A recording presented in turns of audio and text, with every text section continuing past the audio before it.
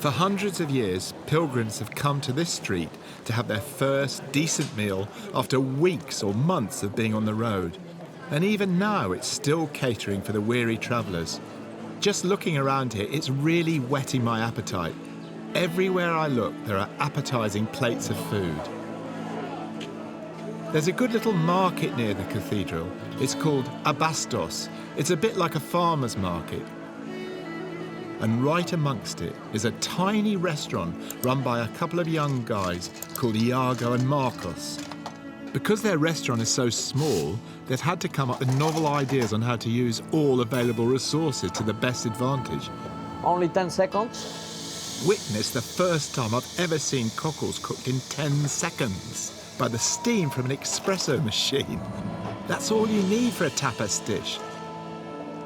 The cockles couldn't be better, sweet and firm, and not a hint of coffee. Today we are going to choose the best fish. Yeah. I think that today there is a hake, a very good hake, and seafood too. I love seafood. It's my passion. Let's go to seafood. Okay, come on. Let's go, mate. Let's start.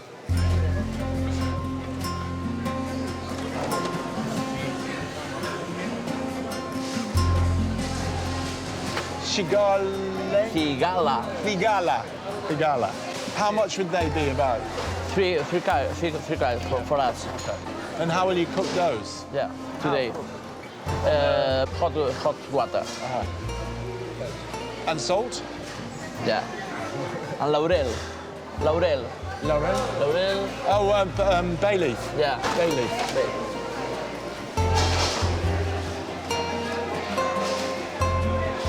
Let's go. Let's go. Yo me voy. Vale. Yo tengo que... It has to work now. He's got to work. He's got to work. Do you want that? Okay, fine. Yes, he's got to work, and we'd held him up so much I felt honour-bound to give him a hand. Well, I must say I didn't know I was going to get enrolled to doing a bit of prep when I turned up here this morning, but they're so short. They've got this lunch for 12 people, and they're going to shut the restaurant, but it's really a very elaborate affair. Of course, I could only help them. They've only been open for 3 months. Basically, it's such a good idea, and it's so nice to see young people getting involved like this. I mean, gosh, if I was their age, I'd be so excited. Set up in this lovely little restaurant next to a lovely market and just going around the market every day, buying what you want for that day's cooking only, changing the menu every day so you can just cook what's best in the market. I mean, it's like every chef's dream. Un momentito, ahora va a echar el agua, igual que el spoon. Por aquí. I mean, this sort of cooking is right up my street. I mean, first of all, he's just saying that he's only cooking these clams a la plancha, which means on the griddle, for 2 minutes. And they're saying that quite a lot of the Galician customers like them cooked longer, but he just likes them cooked as little as that. This is the sort of way that I think Spanish food is so perfect. It's sort of like Japanese food in a way, just the best ingredients cooked as simply as possible. And now he's just adding a little bit of oil on top of there. Just look at those on the plate there. Just a little thin stream of oil. And then just some fried parsley. I mean, that is just simple, a perfect expression of great seafood. I thought cider was really popular from Somerset to Cornwall. I should know because I've drunk quite enough of it in my time. But here in Asturias, it is without a shadow of doubt the most important drink in the region, far more important than wine. This festival in Gijón is one of many to celebrate it. It's curious, but after a couple of glasses, you get quite used to the way they pour things.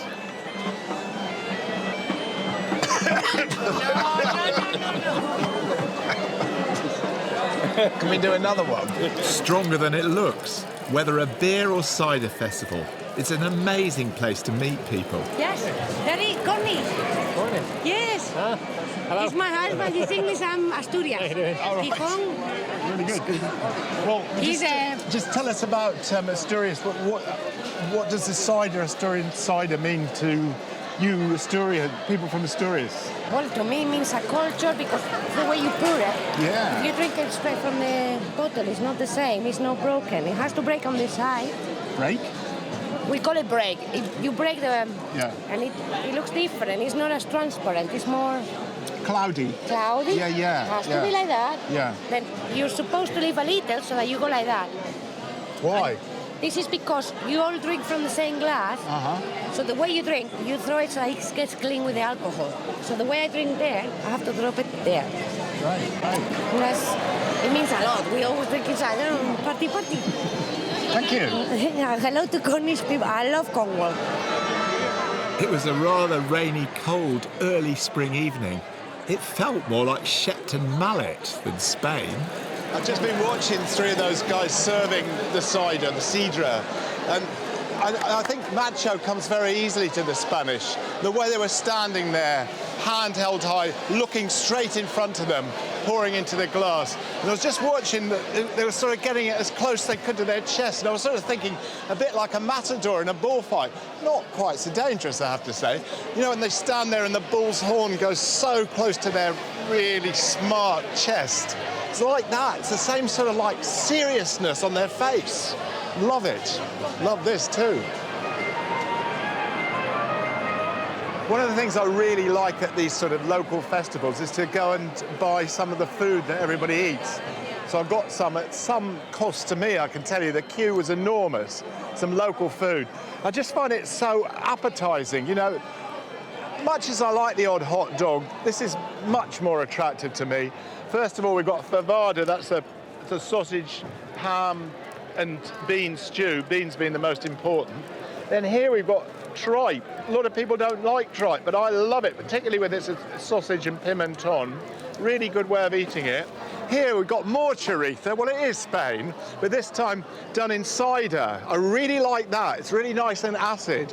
And finally, of course, Cabrales cheese, just on a slice of very nice bread. I've tried some already. Cabrales, the second most famous cheese in all of Spain after Manchego. #1 cheese in Asturias, made from 3 different milks: goat, cows and ewe milk. Ewe's milk, sorry.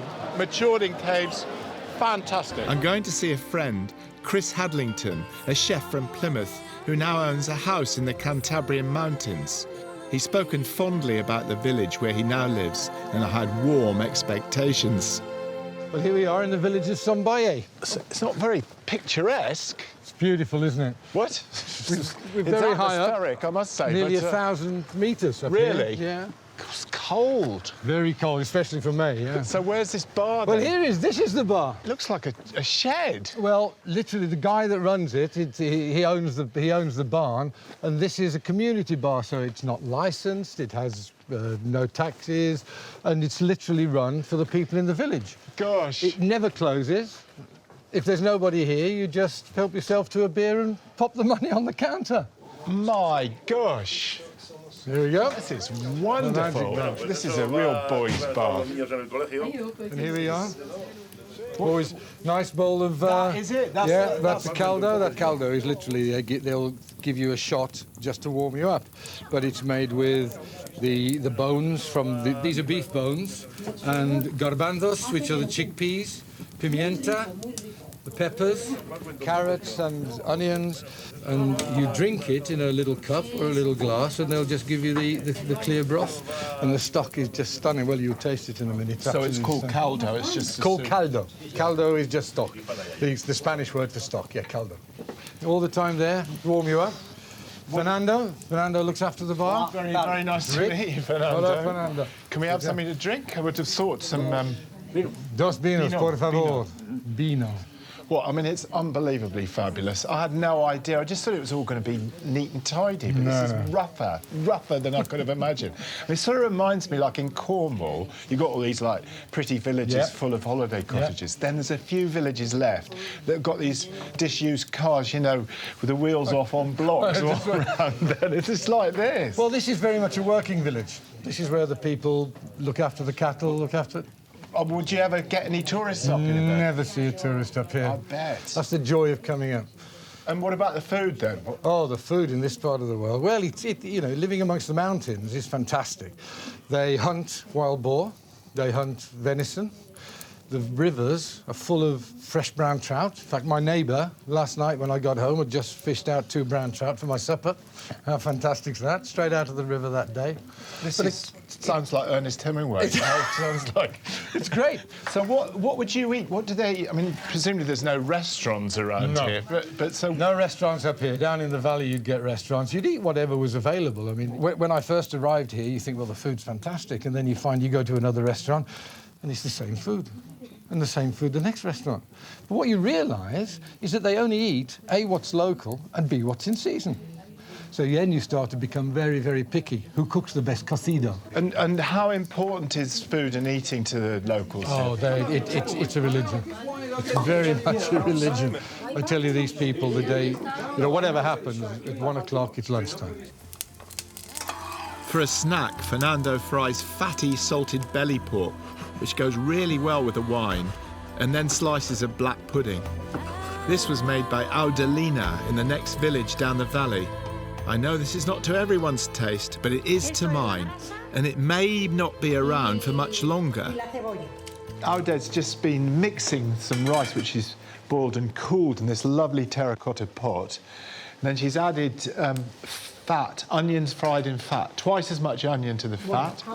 And I think the onion, the very, very slow-cooked onion in lard, is apart from the blood, which is just about to go in. That's what makes really good morcilla to me. It's got that slightly sweet taste of onion in it. Now she's adding sweet paprika, dulce. Esto es dulce.